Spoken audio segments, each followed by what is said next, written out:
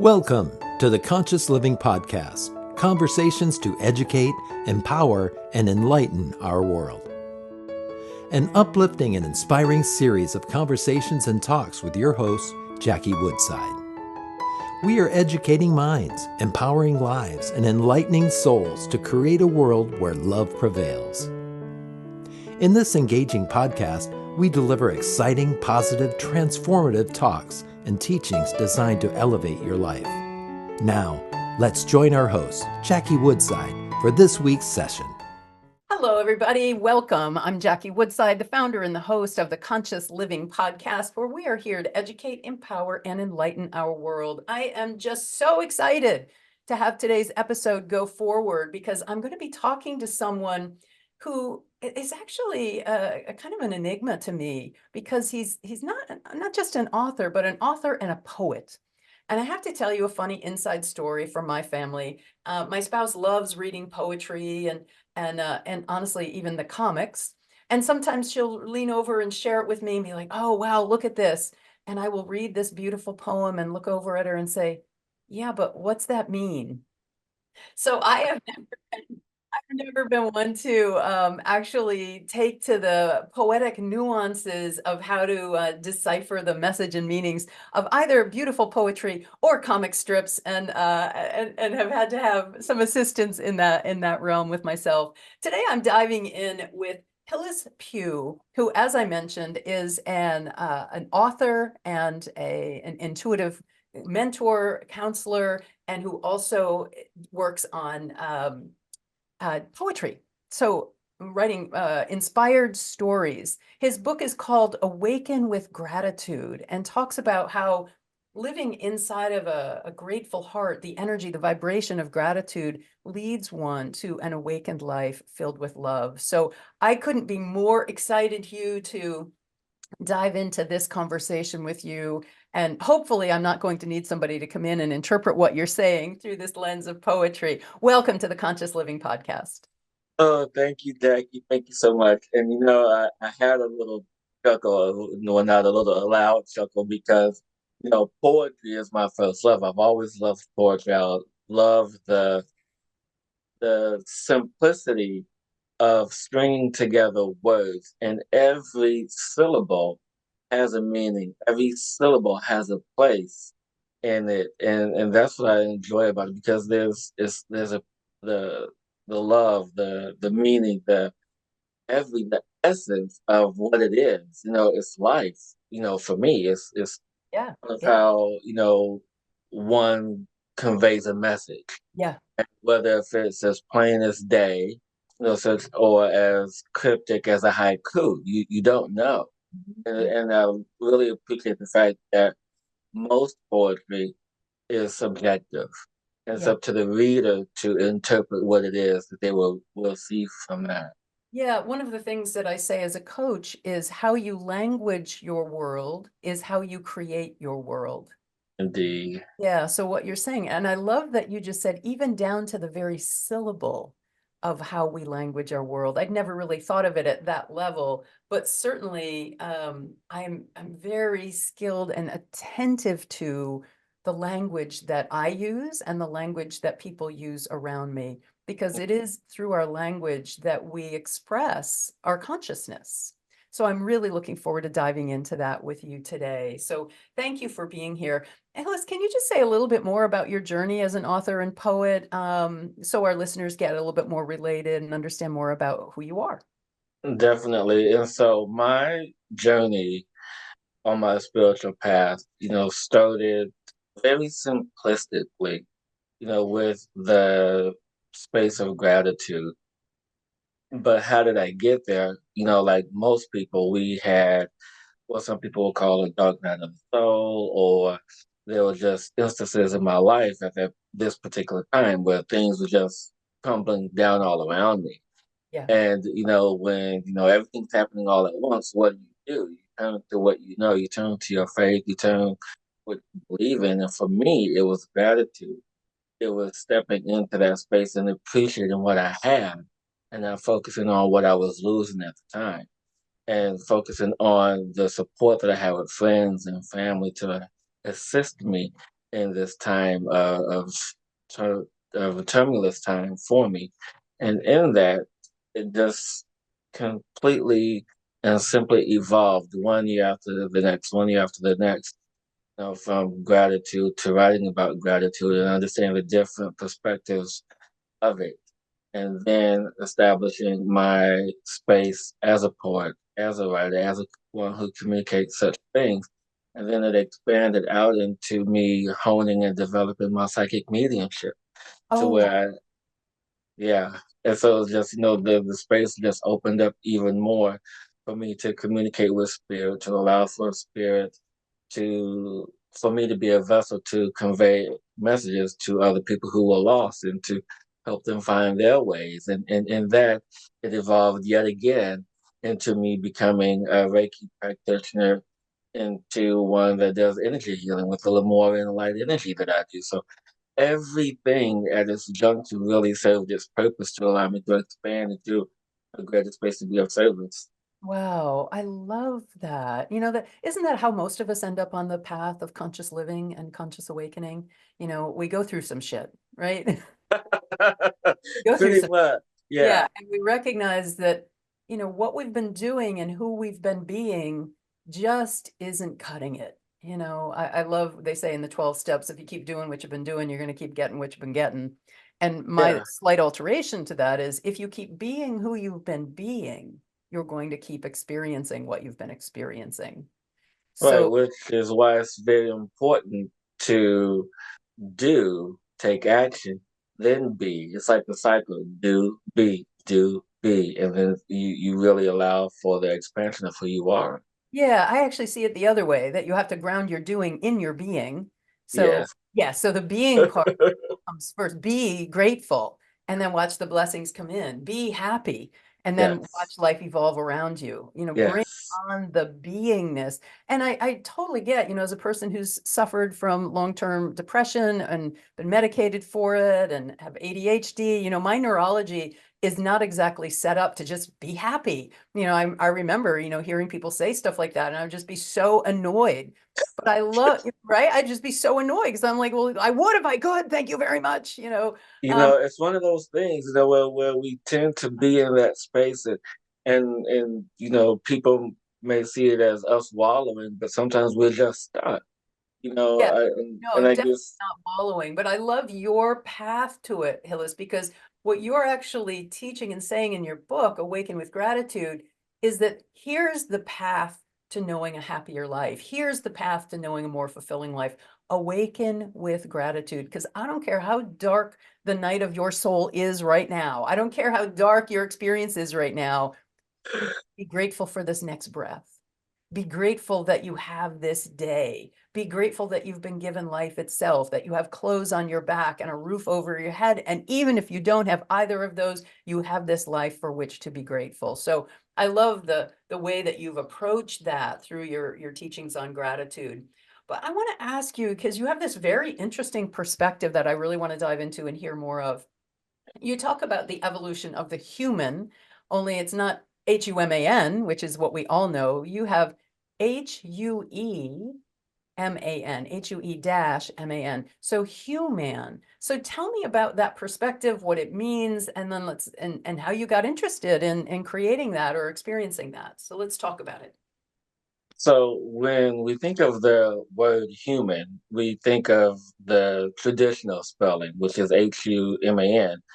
And being one of words, one who likes to discover origins and really understand where things come from.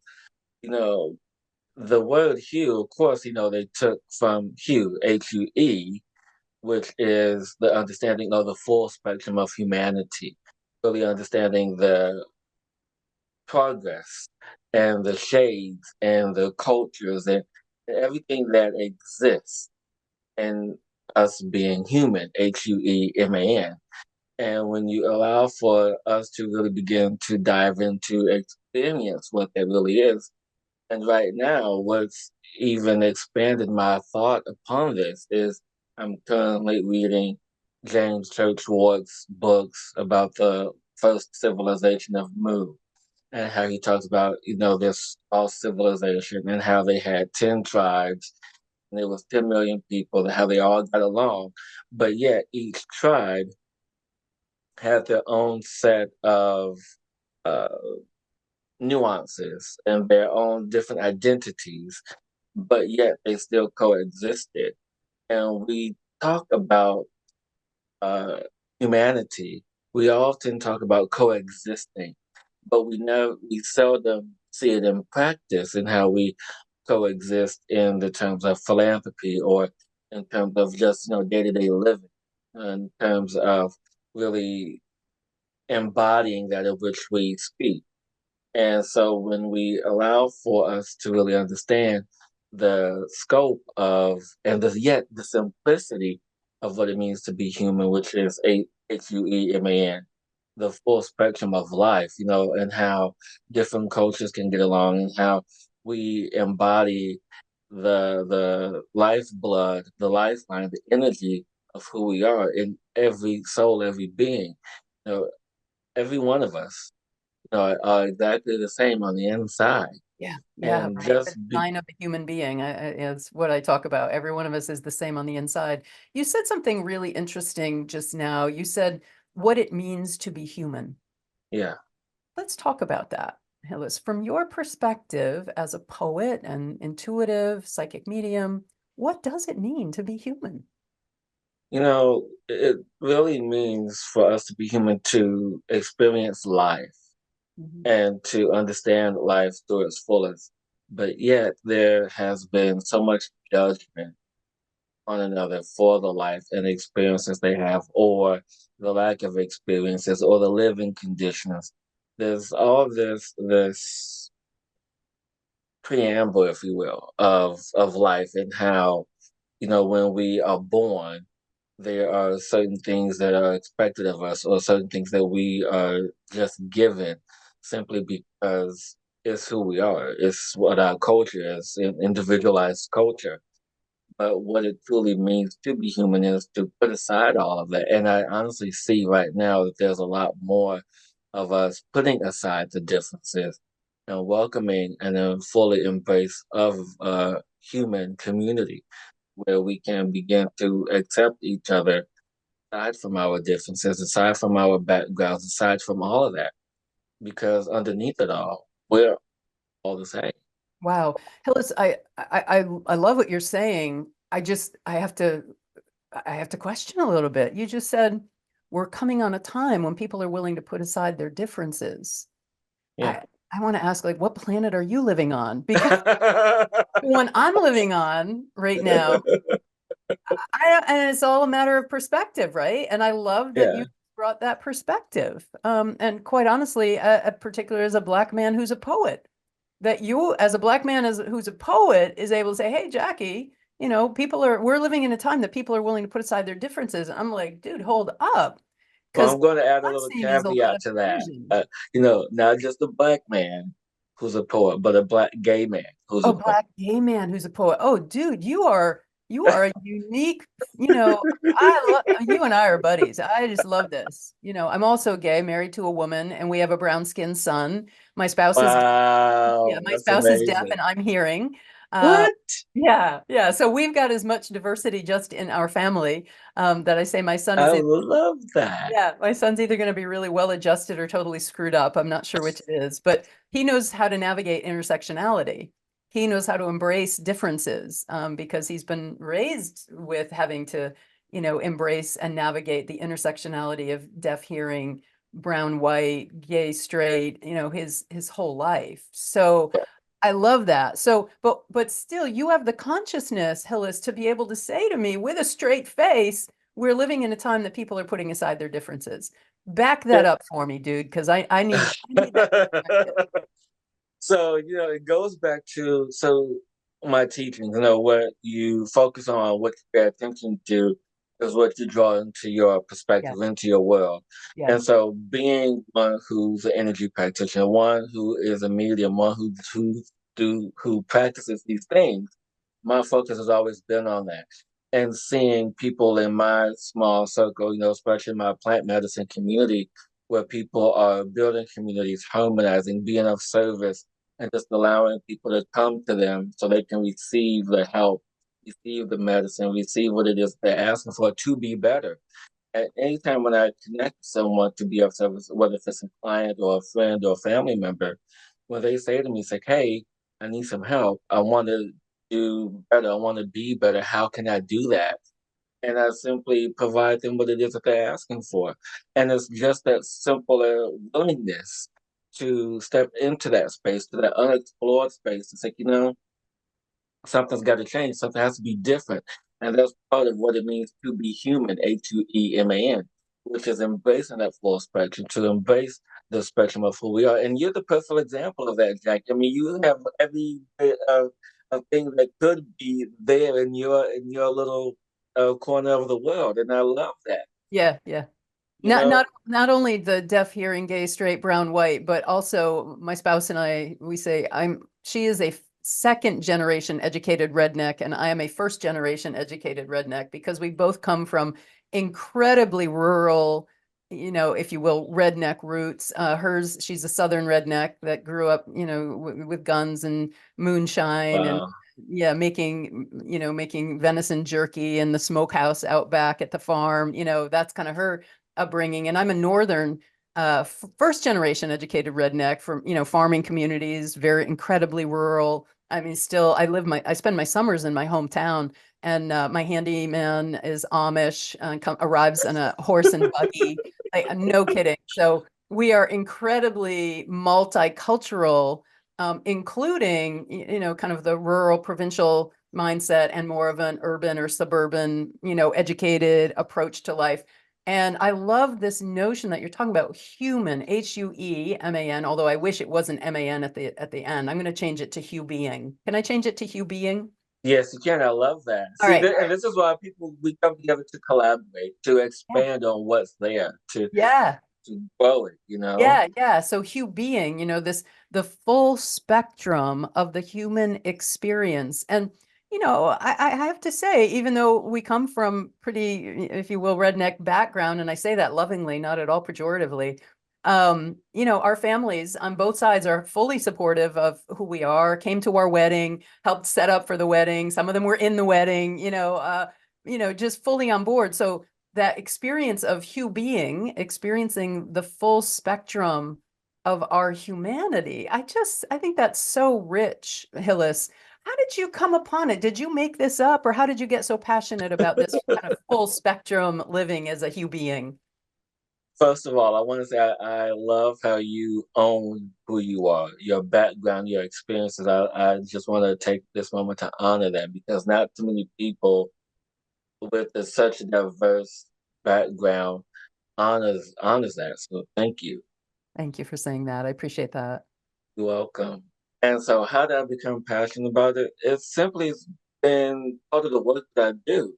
I mean, I have seen clients from almost every corner of the United States, seen clients that live in Norway, in Europe, in Australia. I mean, and it's just really understanding, them and just getting a bit emotional about this. But after seeing the people who I've seen being service to all these people, we all have one thing in common, and that is the trauma that we have experienced. It doesn't matter what kind it is. We all have experienced one form of trauma collectively, and that's the trauma of birth. The trauma of, did you say birth? The trauma of Yes, birth. Yeah, the okay. trauma of birth, because that is a traumatic experience Sure. for this abundance of energy in this tiny little body Yeah. and being transformed into this vessel and you're being birthed into a world where you have to ultimately surrender to your parents to have guidance in this space. And it doesn't matter what trauma follows after that experience, we all experience something and we all are wanting to walk away from it. We are all wanting to walk towards something better. And that's the commonality that we have. And in me being of service, I understand that. The commonality that we all hold. And for us to be better, to be a better humanity, is that we have to understand our like traumas and how to move past them and how to detach from them, how to live in a better, more loving space for ourselves first, and then be that example for others. Wow. Plus, I love what you're saying. We all have to move beyond and release, let go of our life traumas. I so agree with that. That you're only, one of the things I teach is you are only defined by your past to the degree to which you identify with it. You're only defined by your past by the degree to which you identify with it. And it's so interesting to me from a neurological perspective when we talk about this notion of hue being. I think one of the things that we need to, if you will, recover from is simply our neurological condition. The Yeah, neurology of the human being, I think is part of, because our neurology is set up, our brain is designed for us to survive, not yeah, for us to thrive. Therefore, what gets planted in long-term memory are what we interpret as dangerous experiences. So what gets planted in long-term memory is traumas and upsets and marginalization and rejection. All of those things get implanted into our neurology and then shape our identity. And until we're able to understand that we can disidentify, as you said, release the hold of those past life traumas, then we really don't have the capacity to have the hue being, the full spectrum living that you're talking about. but in addition to what you just said, Jackie, because that's amazing that you identified with that. But in addition to that, there's also the energy, the memories that's on a cellular level, that's in the cells, that's in the DNA, because the body holds on to that, whether if it's a physical trauma, emotional trauma, the body remembers, the soul remembers in all sorts of ways. So when I work with people one-on-one, there's this aspect where I mentor people on the soul level, because if you can do it in the ethers first, allow the permission of the soul to be of service to you, Mhm. to assist in the letting go, to assist in the clearing, to assist in the reboot or regeneration, if you will, then everything else will come to life.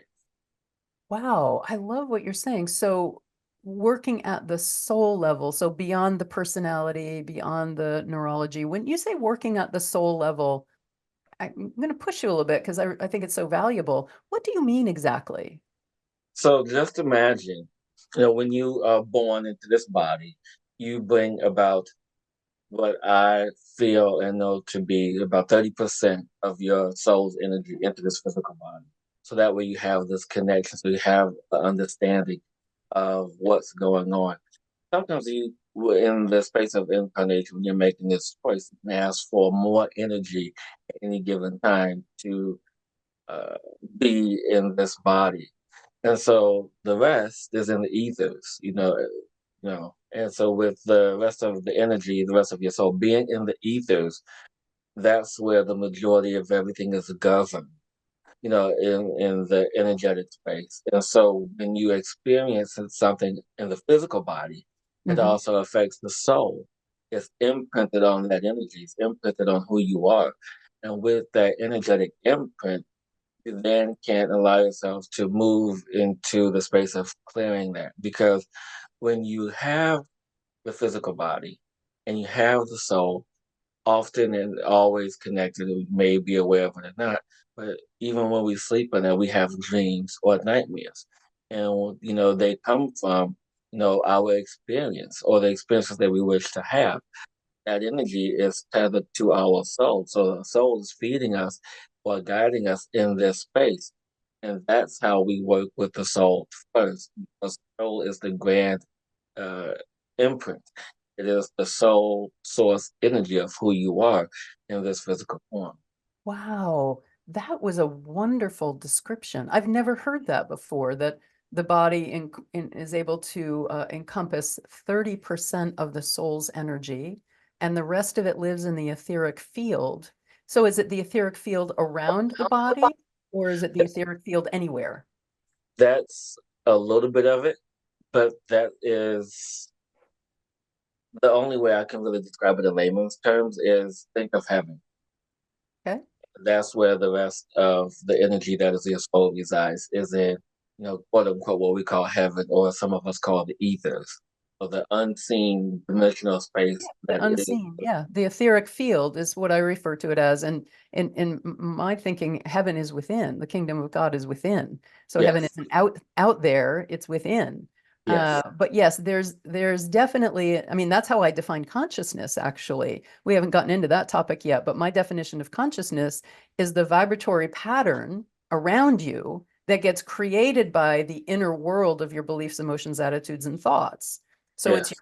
inner world that creates this outer world, but you're saying that we've come into, I mean, it's really interesting. So do you hold in your work that the soul is eternal and goes with you from lifetime to lifetime, or Oh, do we get a new one? definitely. Okay, so we don't get a new one I every mean, time oh, definitely. I mean, I'm not even going to, that's like without a doubt. And so with the process is, and I've seen in the dream state, seeing the process of how the soul is born, how the soul is created, and it is in the in between of each life of how we get to review our life, how we get to, cleanse that energy and say, what did I learn? What did I need to learn? How did I grow? How did I didn't grow? So it's all these things that we get to review after our life. Yep. And if we choose or ready to sign up for another one, we have the option of A, B, C, or D. Say, which life do I want? Which one's going to give me the most lessons? Which is going to help me evolve more? And it's in that space that we allow for the newness, the rebirth of who we are to continue into a physical form, whether it's say on Earth or another planet somewhere. Yeah, this is so great. So Hillis, are there ways that people can, if you will, learn to be more aligned with their soul's energy? Oh yeah, definitely. I mean, one of the simplest forms, and I know it's a very old cliche, but it's true, is a simple way is meditation. Yeah. And you don't have to meditate, like some people, 30 minutes a day, 2 minutes is fine. You just have to establish that connection and to know that when you are connected, that your soul stays with you throughout the day. It's this continual connection, through the attention and awareness that you give it. And even if you aren't paying attention to your higher self, your soul self, your guides, whomever or whatever you believe, you just know and understand that, yeah, my soul is with me. Yeah, I know I have a soul. And yeah, I'm going through something right now. Maybe you can give me a little extra guidance, a little extra push Yeah. to say, to get through the day. Yeah. I also think about your book, Awaken with Gratitude, that's another way to stay connected to the soul Oh, is yeah. cultivating a consciousness of being grateful for what's in your life. People really, because it sounds so simple, oh yeah, think positive, be grateful. It sounds so simple that people really, I think, underestimate the incredible power of cultivating your focus, cultivating your consciousness around what's working rather than what's broken, and where Yeah. the blessings are rather than the tragedies and difficulties. Yeah. Because, that's one thing with some of the expanded teaching that are happening right now. Because some of them tried to overcome them, tried to put in a 12-step program where there only should be like two or three. And, and honestly, the simpler, the better. Yeah. Because, how easy is it to get up and actually sometimes I do what's called a meditation. A meditation? Is No, that no, no, meditation. meditation? Well, Okay. yeah, while I lay in the bed in the morning Yep. or at night and just say things I'm happy and grateful for. I mean, you don't Yeah. necessarily have to get up out the bed to Right. be grateful. It's like, yeah, open my eyes. Thank you. I'm here. Yay. Yeah. Yeah.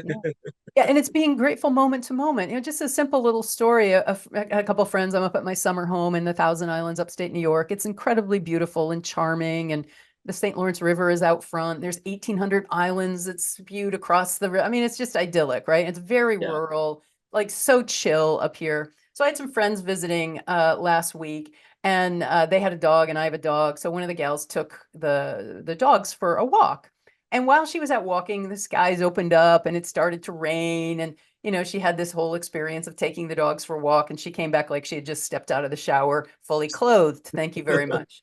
And so I said to her, like, oh gosh, I'm so sorry, you got drenched and the skies opened up and you were out with the dogs. And she just looked at me and just kind of chuckled and said, oh no, that was just all part of the charm.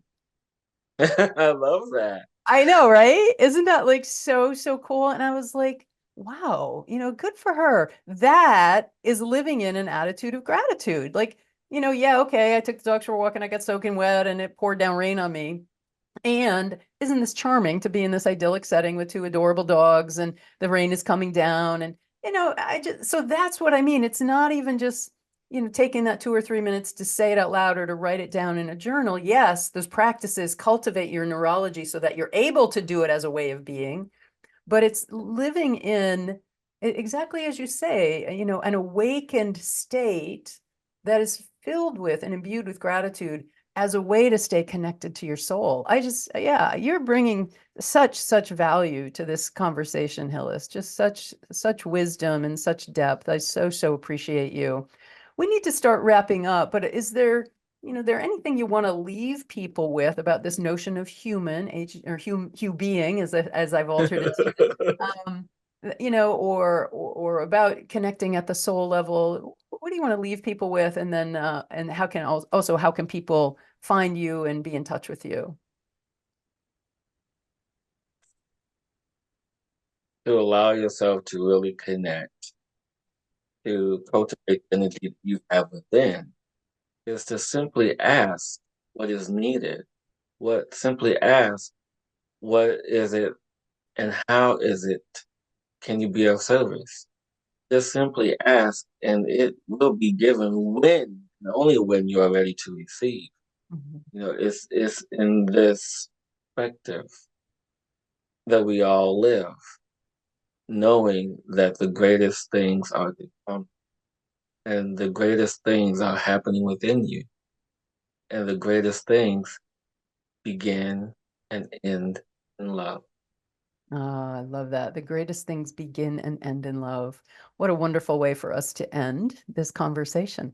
So I want to thank you, Hillis. But before I thank you, I also really want to thank our listeners for being here, for being committed to living life more consciously, to awakening to your hue being, the full spectrum of your experience here on Earth. Because the more any one of us grows in consciousness, expands our capacity for love, the more all of humanity becomes a more hospitable and loving place. So, Hillis, thank you for your wisdom and your sharing today. It's just been delightful to be with you. People are going to want to check you out, know more about you. Where's the best place for people to find you?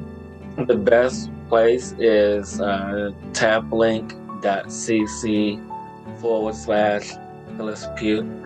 There's all my links to all my social medias, or you can just simply go to hillispugh.com, which is just my website, but the other one has everything you need to know.